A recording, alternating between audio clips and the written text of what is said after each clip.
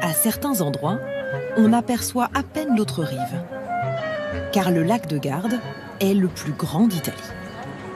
Son cœur touristique, Sirmione, est à mi-chemin entre Milan et Venise.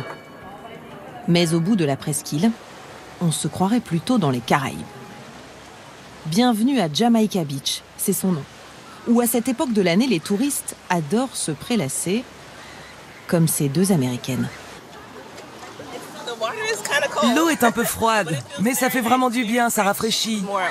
On se sent plus à la plage que dans un lac ici, car regardez cette immense étendue d'eau. On dirait qu'on est aux Maldives.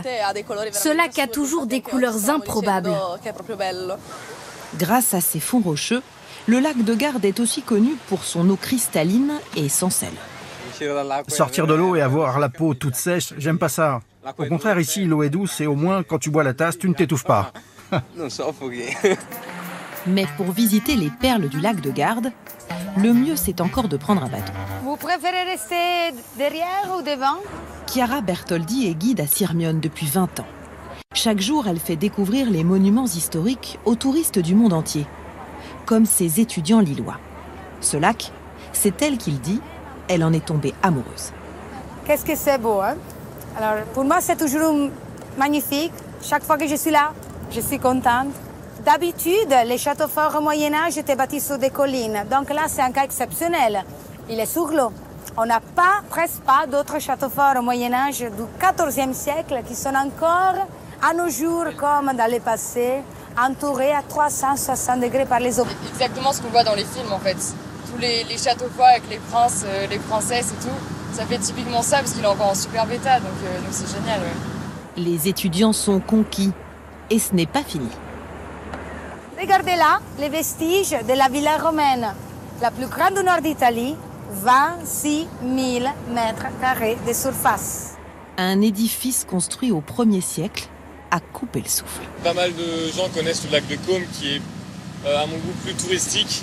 Je pense que c'est un peu une perle rare cachée entre guillemets en Italie et ce calme et tout, c'est génial. Malgré le 1,5 million de visiteurs qui s'y pressent chaque année, le lac de Garde a aussi un visage plus authentique.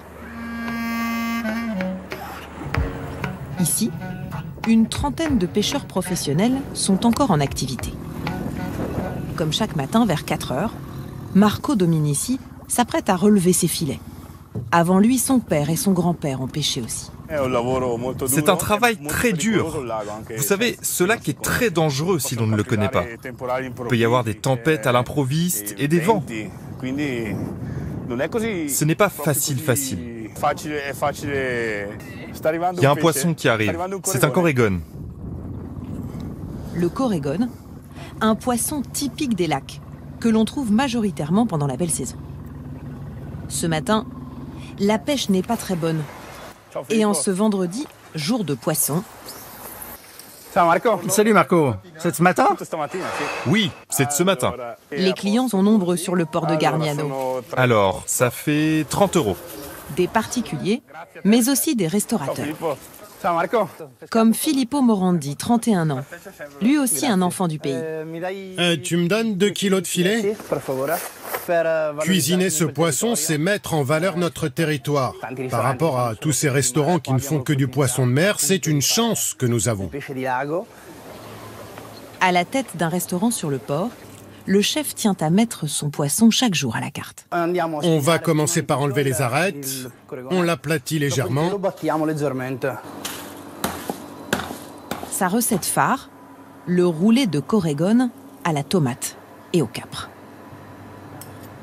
Un goût de fraîcheur, de menthe, de tomate, toute la saveur du lac de Garde en une seule bouchée.